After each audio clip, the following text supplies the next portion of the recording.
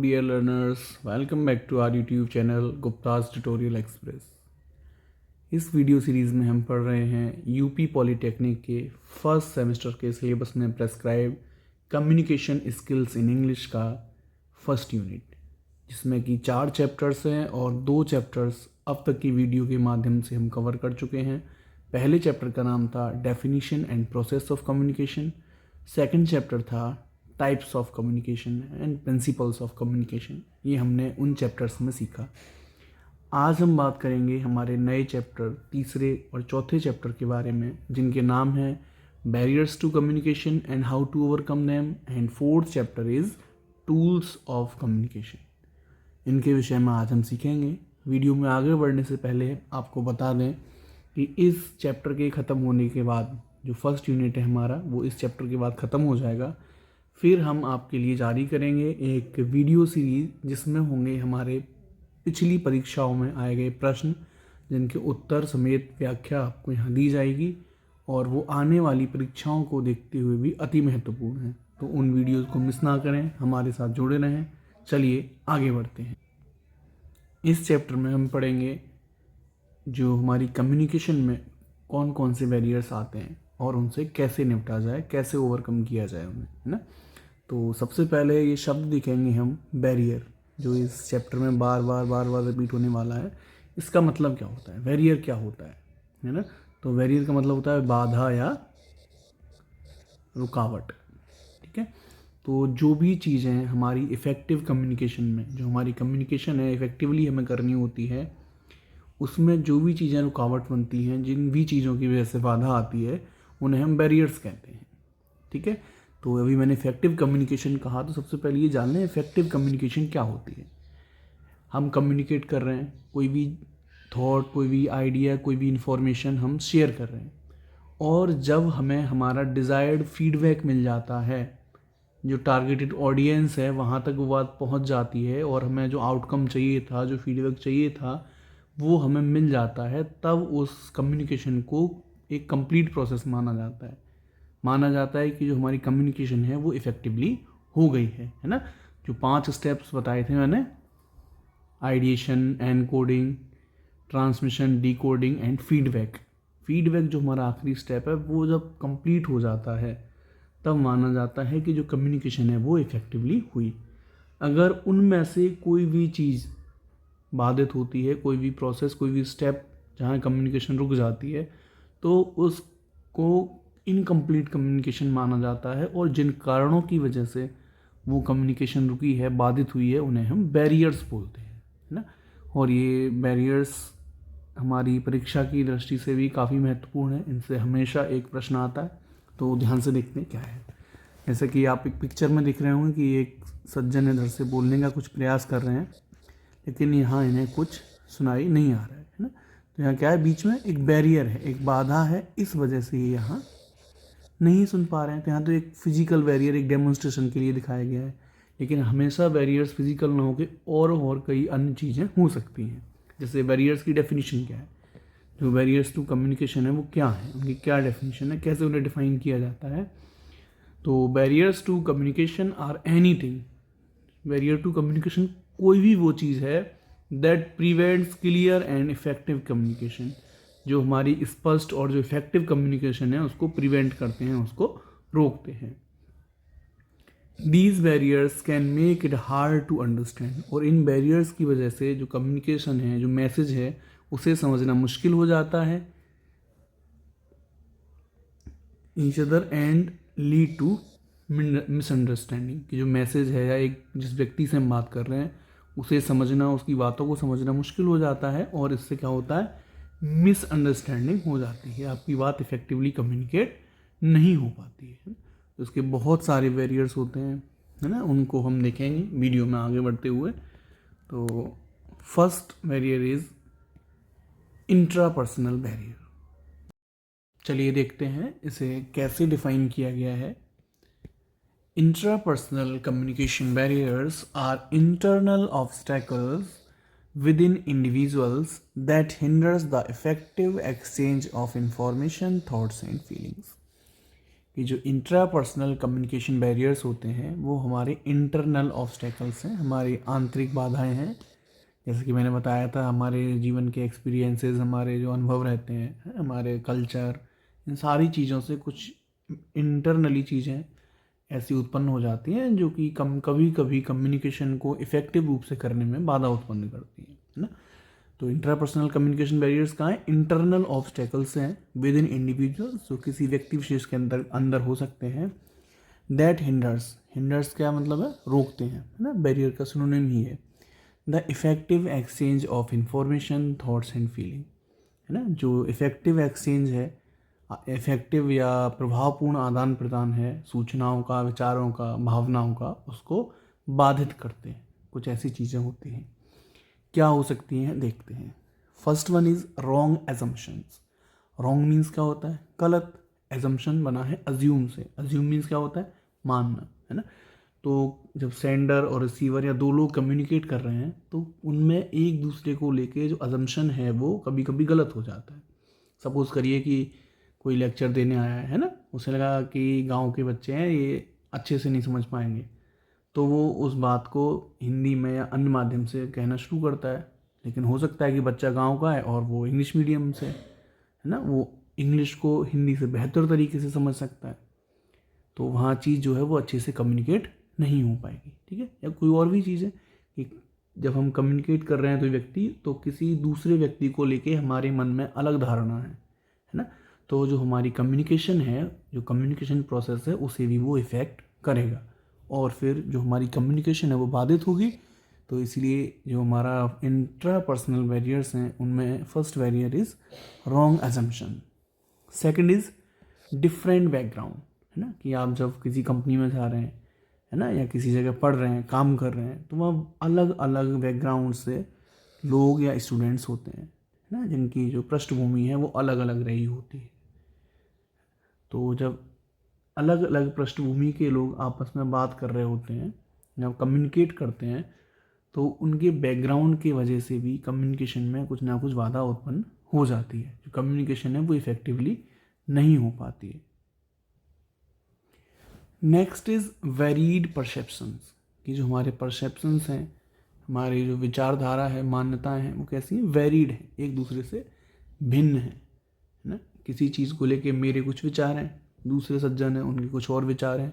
तो जब हम कम्युनिकेशन करेंगे, हम बात करना चाहेंगे, तो जो रियल कम्युनिकेशन होना चाहिए, जो फीडबैक आना चाहिए, वो नहीं मिल पाएगा। एग्जाम्पल के लिए आपको एक चित्र दिखाया गया है ना, ये एक सिंबल बना हुआ है, इनको लग रहा है ये 9 है, इनको लग रहा है ये 6 है। मतलब दोनों के जो परसेप्शंस हैं वो अलग अलग हैं, और जब परसेप्शंस अलग अलग हैं, विचारधाराएँ अलग अलग हैं, तो क्या कम्युनिकेशन सक्सेसफुली हो पाएगा?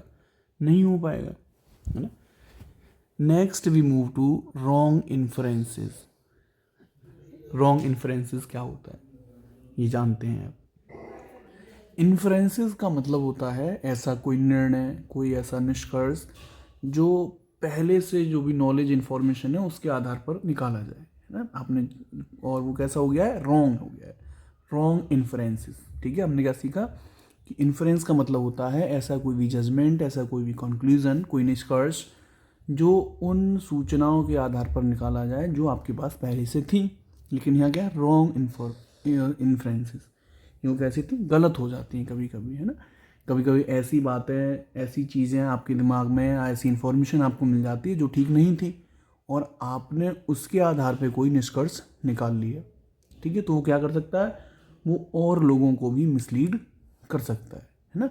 जो कम्युनिकेशन है वो इफ़ेक्टिवली नहीं हो पाती। Next is categorical thinking. इसमें क्या होता है कि इसमें जो रिसीवर है वो ये सोचता है कि उसे इस विषय के बारे में काफ़ी जानकारी है और अब उसे इस विषय से संबंधित कोई भी चर्चा, कोई भी चीज़ सीखने की आवश्यकता नहीं है ना। ऐसे व्यक्तियों को कहा जाता है पेंसोफिस्ट, है ना। ऐसे व्यक्ति या कैटेगरिकल थिंकिंग ऐसा बैरियर है जिसमें रिसीवर को लगता है कि इस विषय, जो भी विषय पर चर्चा हो रही है, उस विषय के बारे में उसे पूर्ण जानकारी है और उस विषय पर उसे कुछ और भी सीखने की आवश्यकता नहीं है ना। इसके लिए एक शब्द होता है, वन वर्ड में आ सकता है, पेंसोफिस्ट ना। मैं यहाँ स्पेलिंग लिख देता हूँ,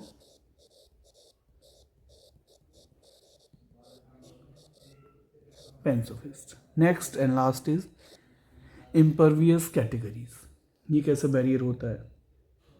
यहाँ क्या होता है कि जो रिसीवर है, जो बात सुन रहा है ना, तो उसके दिमाग में पहले से उसका ये माइंडसेट होता है कि उसके पास जो भी नॉलेज है वो उससे अतिरिक्त उस विषय पर नहीं सुनना चाहता है ना। उसका कोई मत बना हुआ है किसी चीज़ को लेकर, है ना, कि ये ऐसे होता है।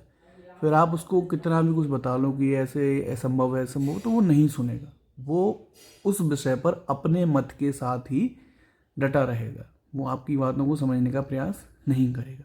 और जब ऐसा नहीं होगा तो आपको डिज़ायर्ड फीडबैक मिल पाएगा क्या?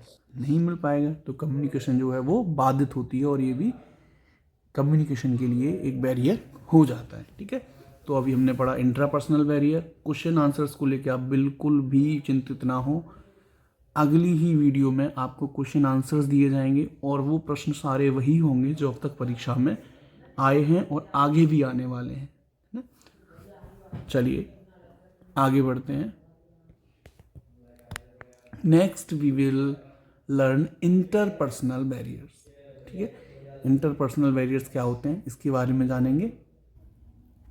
इंटरपर्सनल का मतलब होता है रिलेटेड टू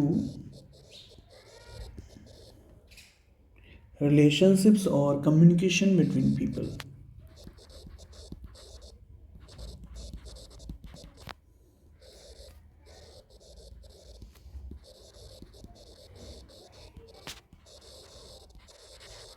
ठीक है, कि जब भी हम लोगों से बात करते हैं ना, रिलेशनशिप बिल्ड करते हैं, कम्युनिकेशन के माध्यम से कम्युनिकेट करते हैं, तो हमारी कुछ स्किल्स होती हैं इंटरपर्सनल, उसमें कुछ शायद कमी रह जाती है, वो लैग करती हैं, जिसकी वजह से इंटरपर्सनल बैरियर्स आ जाते हैं और जो हमारी कम्युनिकेशन है वो इफेक्टिवली नहीं हो पाती। जैसे देखते हैं कि इट ऑकर्स, ये घटित होता है, कब होता है? When two individuals are unable, जब दो लोग अनेबल होते हैं टू कम्युनिकेट इफिशिएंटली, अच्छी तरीके से बात करने में, कम्युनिकेट करने में, due to lacking essential skills, आवश्यक जो स्किल्स होती हैं हमारी कम्युनिकेशन स्किल्स, उनमें कमी की वजह से, है ना। कौन कौन सी हो सकती हैं वो?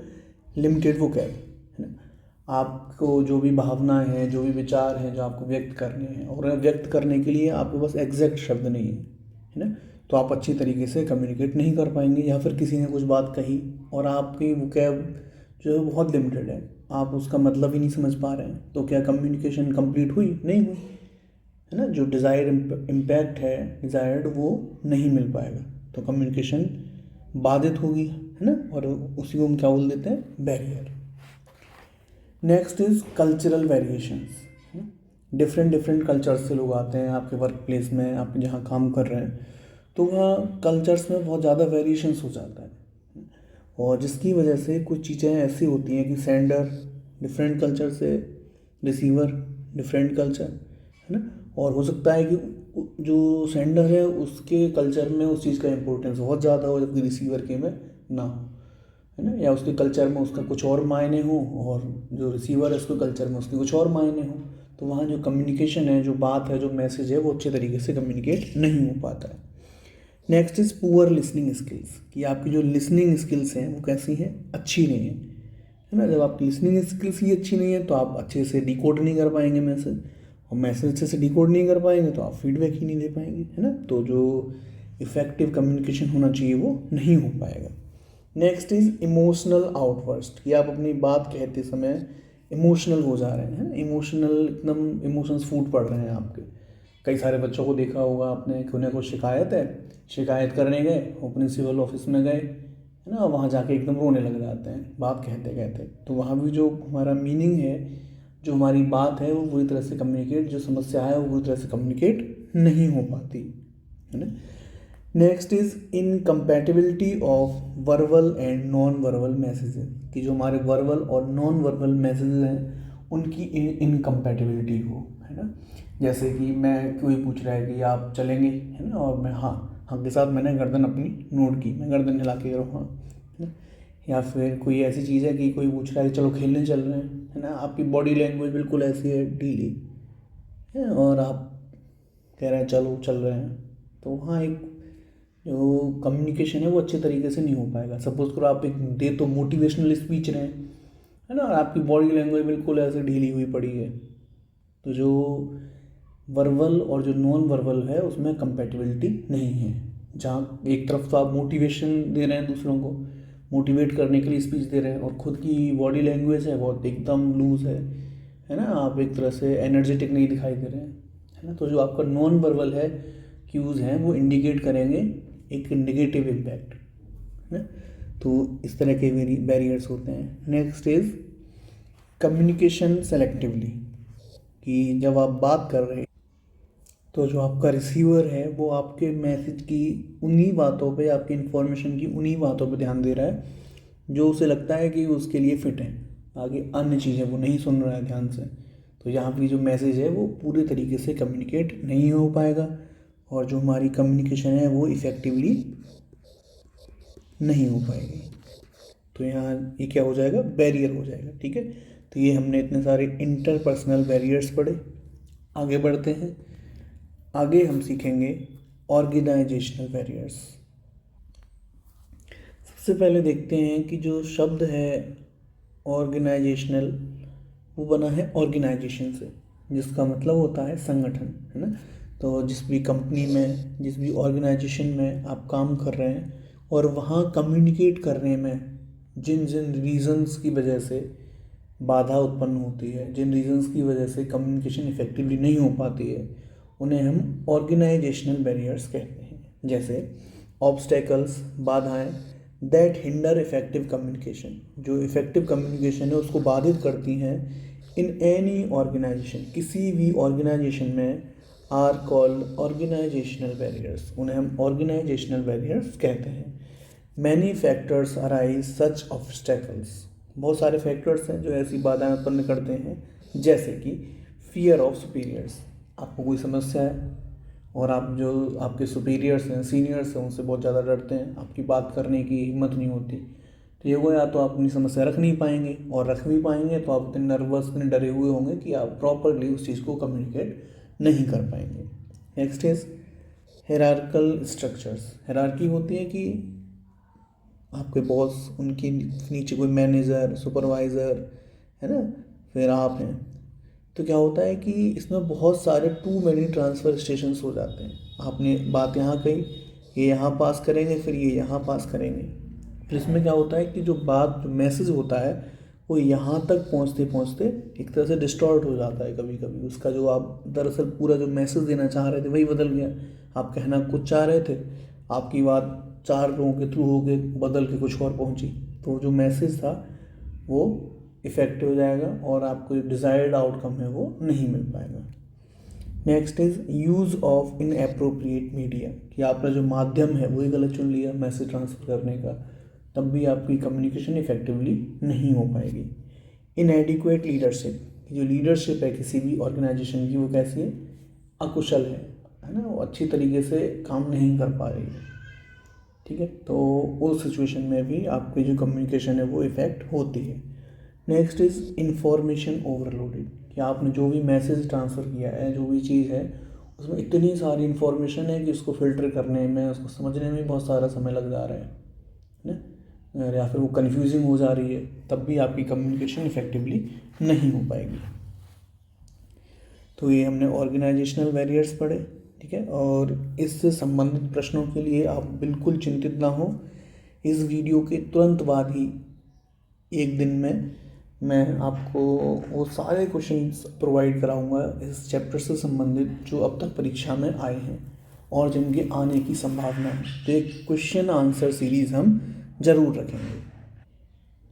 Next is semantic barriers. सबसे पहले ये शब्द समझते हैं, सीमेंटिक्स। सीमेंटिक्स क्या होता है, एक स्टडी है, एक तरह से कह सकते हैं साइंस है, जो सिंबल्स होते हैं, शब्द और उनकी मीनिंग है ना, किस तरह से वो मीन करते हैं, इनके अध्ययन को सीमेंटिक बैरियर्स कहते हैं, सीमेंटिक्स कहते हैं, sorry.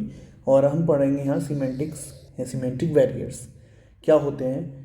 Semantic barrier is, semantic barrier कब होता है, व्हेन ऑब्स्टेकल अराइज, समस्या उत्पन्न होती है कहाँ से, फ्रॉम डिफरेंसेस इन लैंग्वेज, भाषा अलग अलग है लोगों की, जो रिसीवर है, जो सेंडर है, उनकी लैंग्वेज ही अलग है, या टर्मिनोलॉजी यूज़ कर रहे हैं वो डिफरेंट है, वो समझ ही नहीं पा रहा है, और इंटरप्रिटेशन या वो जो मीनिंग निकाल रहा है वो उसकी अलग है। जो डिज़ायर्ड मैसेज था कि ये इस उद्देश्य मैसेज या इन्फॉर्मेशन कन्वे किया जा रहा है, जो रिसीवर है उसको अलग तरीके से इंटरप्रेट करता है। क्यों करता है? क्योंकि इसकी लैंग्वेज में शायद उसका कुछ और मायने हो, है ना।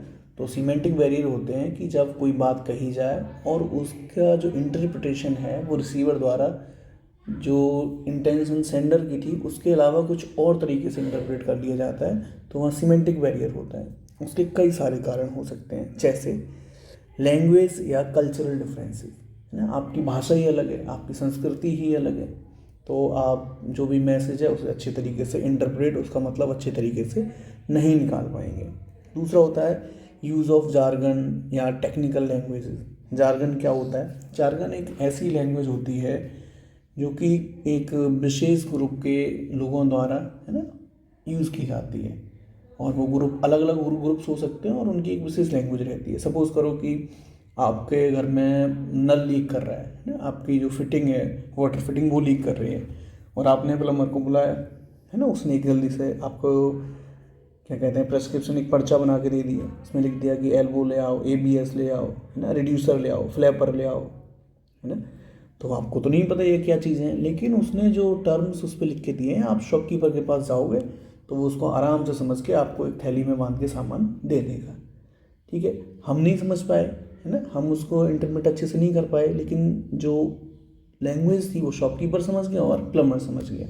तो जार्गन यही होता है, मतलब ऐसे टर्म्स होते हैं जो एक किसी ग्रुप के द्वारा जनरली यूज़ किए जाते हैं ना, तो उसी तरह के लोग उसे बेहतर तरीके से इंटरप्रेट कर पाते हैं। या फिर टेक्निकल लैंग्वेज है ना, कोई ऐसे टर्म्स हैं जो हम समझ ही नहीं पा रहे हैं।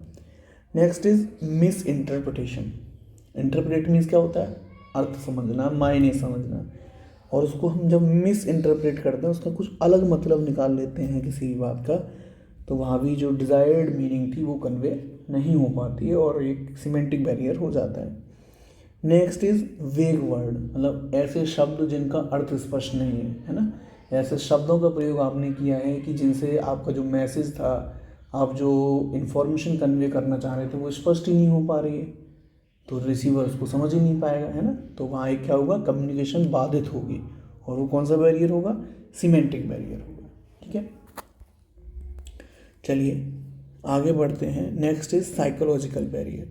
ठीक है, जो शब्द है साइकोलॉजिकल, उससे हम समझते हैं कि ऐसी चीज़ें जो हमारी मानसिक स्थिति से संबंधित होती हैं, है ना, तो उनसे संबंधित अगर कोई बाधा उत्पन्न होती है, उनकी वजह से कोई बाधा उत्पन्न होती है हमारी कम्युनिकेशन में, तो हम उसे साइकोलॉजिकल बैरियर्स कहते हैं। पढ़ेंगे। इट ऑकर्स, ये कब होता है? व्हेन मेंटल और साइकोलॉजिकल फैक्टर्स, कि जब मेंटल मानसिक आपके जो फैक्टर्स हैं वो बाधा उत्पन्न करते हैं, बाधित करते हैं आपकी इफेक्टिव कम्युनिकेशन को।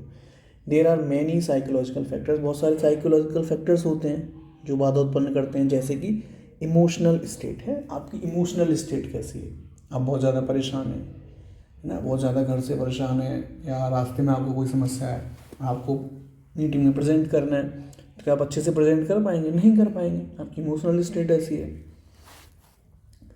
Second is lack of attention, कि आप अटेंशन ही नहीं दे पा रहे हैं, जो बात चल रही है, कही जा रही है, आपको अटेंशन ही नहीं है, तो जब आपका टर्न आएगा तो क्या आप अच्छे से जवाब दे पाएंगे या उसके रिगार्डिंग कुछ बोल पाएंगे? नहीं बोल पाएंगे। Next is prejudices, biases, perceptions या व्यू पॉइंट्स। आपके prejudices मीन्स क्या होता है? पूर्वाग्रह, मतलब किसी चीज़ को लेके पहले से ही आपके मन में उसका मतलब, उसकी कोई भी एक इमेज बना लेना, है ना, कि ये तो ऐसे ही है ना? कोई भी व्यक्ति है, अरे ये तो हमेशा ऐसे ही करते रहते हैं, बुराई बोलते हैं, फिर वो चाहे कितनी भी अच्छी बात आपको बताएं, आपको कभी भी वो अच्छी नहीं लगेगी। क्यों?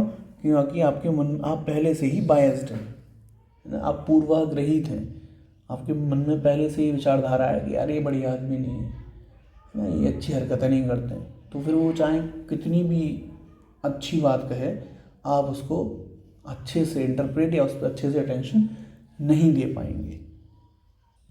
जैसे एक दोहा है, कहा जाता है, उत्तम विद्या लीजिए यद्यपि नीच पे होए, परो अपावन ठोर में कंचन तजे न कोई, है ना, कि जिस चाहे कितना भी बेकार आदमी हो, अगर उसको सीखने को मिल रहा है तो सीखना चाहिए हमें। जिस तरह से कि कोई सोना या कोई मूल्यवान वस्तु कितनी भी गंदी जगह में पड़ी हो, आदमी उसे नहीं छोड़ता है। चलिए ठीक है, तो आपके परसेप्शंस कुछ अलग हैं, आपके व्यू पॉइंट्स हैं, आपकी विचारधाराएं हैं, वो मिल ही नहीं रही हैं, अलग हैं, है ना। तो आप जो मेंटली है एक फैक्टर उत्पन्न हो रहा है जिससे जो इफेक्टिव कम्युनिकेशन है वो नहीं हो पाएगी। Next is jumping to conclusion या प्री मैच्योर इवैल्यूएशन, की बात चल रही है और बीच में आप नतीजे की तरफ कह रहे अब ऐसा होगा। बहुत से लोग देख रहे होंगे, मूवीज़ देख रहे हैं तो बीच से शुरू हो जाते हैं कि देख अब ऐसे होगा, अब ऐसे होगा, है ना। या कोई स्पीकर है, कोई प्रेजेंटेशन दे रहा है तो आप बीच से ही उसके जो कंक्लूज़न है कि क्या निष्कर्ष निकलेगा उसका अनुमान लगाना शुरू कर दें और जो स्पीकर है उसकी बात ना सुनें। तो उस स्थिति में भी डिजायर्ड मैसेज कन्वे नहीं हो पाता है। चलिए नेक्स्ट है low self esteem, fear and anxiety, है ना। आपका जो सेल्फ एस्टीम है, स्वाभिमान है, एक तरह से कॉन्फिडेंस, सेल्फ कॉन्फिडेंस वो बहुत कम है, तो आप अच्छे से कम्युनिकेट नहीं कर पाएंगे। आपको फियर है, एंजाइटी है, इस तरह की समस्याएं, तब भी जो कम्युनिकेशन है, जो मैसेज है वो इफेक्टिवली कन्वे नहीं हो पाता है। और इतनी सारे फैक्टर्स हैं जो हमारे साइकोलॉजिकल फैक्टर्स हैं जो कम्युनिकेशन को हिंडर करते हैं, बाधित करते हैं, तो उन्हें हम साइकोलॉजिकल बैरियर्स कहते हैं। ठीक है, चलिए आगे बढ़ते हैं। आगे हम देखेंगे फिजिकल बैरियर्स, है ना। ऐसे बैरियर्स, ऐसी चीज़ें जो फिजिकली प्रेजेंट होकर किसी कम्युनिकेशन को डिस्टर्ब करती हैं। जैसे डिफाइन क्या किया ये देखते हैं। इट ऑकर्स, ये होता है व्हेन फिजिकल ऑब्स्टेकल्स, जब जो भौतिक समस्याएं हैं, फिजिकल समस्याएं हैं, वो बाधित करती हैं हमारी प्रोसेस कम्युनिकेशन किया उसे। It can be any physical presence, और ये क्या होता है, कोई भी फिजिकल प्रेजेंस, कोई भी भौतिक उपस्थिति हो सकती है जो हमारी कम्युनिकेशन को इफेक्ट करे। जैसे इन्वायरमेंट एंड क्लाइमेट, है ना, हम कम्युनिकेट कर रहे हैं, जोर से बादल गरज रहा है, तो वहाँ जो मैसेज है वो कन्वे हो पाएगा, नहीं हो पाएगा। शोरगुल हो रहा है, मैसेज कन्वे हो पाएगा, नहीं हो पाएगा। डिस्टेंस, है ना, कि जो स्टेज है वो बहुत बहुत आगे लगी हुई है और जो ऑडियंस है उसका बैठने का जगह जो है वो बहुत दूर है। डिस्टेंस इतना ज़्यादा है कि हम उसकी बात सुन ही नहीं पा रहे हैं, तो क्या मैसेज कन्वे होगा अच्छे से? नहीं होगा। तो डिस्टेंस भी क्या है, एक फिजिकल बैरियर है। नेक्स्ट इज नॉइज़, है ना, कोई स्पीच चल रहा है या आपसे कोई बात कही जा रही है या कोई समस्या थी, आपको अपने बॉस से कहने गए और वहाँ इतना शोर हो रहा था कि उस शोर की वजह से कुछ तो आपका कॉन्फिडेंस कम हुआ, आप पूरी बात नहीं कह पाए, या फिर जो बॉस हैं वो अटेंशन नहीं दे पाए आपकी पूरी बात को, तो शायद उन्होंने आधी अधूरी कोई बात समझी और कोई कंक्लूजन दे दिया। तो उससे क्या होगा, आपका जो मैसेज था वो कन्वे नहीं होगा और आपको जो डिज़ायर्ड आउटकम चाहिए था वो भी आपको नहीं मिल पाएगा। Next is work place structure and design, कि जो आपका वर्क प्लेस है उसका स्ट्रक्चर और डिज़ाइन ही ऐसा है कि उसकी वजह से ही कम्युनिकेशन बाधित हो रही है ना। कोई स्ट्रक्चर ऐसा है कि वहाँ आवाज़ इतनी गूंज रही है, इतना इको उत्पन्न हो रहा है कि जो मैसेज था वो पहुँच ही नहीं पा रहा है ना। या कोई ऐसा विंडोज़ या वेंटिलेशन ऐसा है कि इतनी साँ साँ की आवाज़ आ रही है हवा की, उसकी, है ना, पेड़ हैं इतने सारे, उसको पक्षी बैठे शोर कर रहे हैं, तो वहाँ भी कम्युनिकेशन इफेक्टिवली नहीं हो पाती। या फिर कोई अन्य टेक्निकल इशू जो कम्युनिकेशन के दौरान आ जाता है जिसकी वजह से कम्युनिकेशन हमारी बाधित हो जाती है। तो इन सारे फैक्टर्स को हम फिजिकल बैरियर्स कहते हैं। चलिए आगे बढ़ते हैं नेक्स्ट चैप्टर की ओर। इस चैप्टर में इतना ही, हमने बैरियर्स के बारे में सीखा। इससे संबंधित प्रश्न जल्दी ही आपको वीडियोस के माध्यम से मिल जाएंगे। टॉपिक वाइज क्वेश्चन आंसर्स रहेंगे और कौन सी सन में पूछा गया है ये भी उसमें मेंशन किया जाएगा। चलिए आगे बढ़ते हैं हमारे नेक्स्ट चैप्टर की तरफ, जो कि बहुत छोटा है, जिसमें से रेयरली ही एग्ज़ाम में क्वेश्चंस आते हैं, फिर भी एक बार देख लेते हैं। चलिए, this is 4th chapter of first unit, tools of communication, कि वो कौन कौन सी टूल्स हैं जिनकी मदद से हम कम्युनिकेट करते हैं। तो scientific invention in the field of communication, ये कम्युनिकेशन टेक्नोलॉजी है उसके क्षेत्र में जो साइंटिफिक इन्वेंशंस हुए हैं, जो भी वैज्ञानिक आविष्कार हुए हैं, उन्होंने कम्युनिकेशन की फील्ड में क्या कर दिया, क्रांति ला दी है, रिवॉल्यूशनाइज कर दिया है। तो here are the name of some tools, यहाँ कुछ टूल्स हैं जिनकी मदद से जो कम्युनिकेशन है वो अपनी फिंगर टिप्स पे ज़रा सी देर में हम कर लेते हैं, है ना।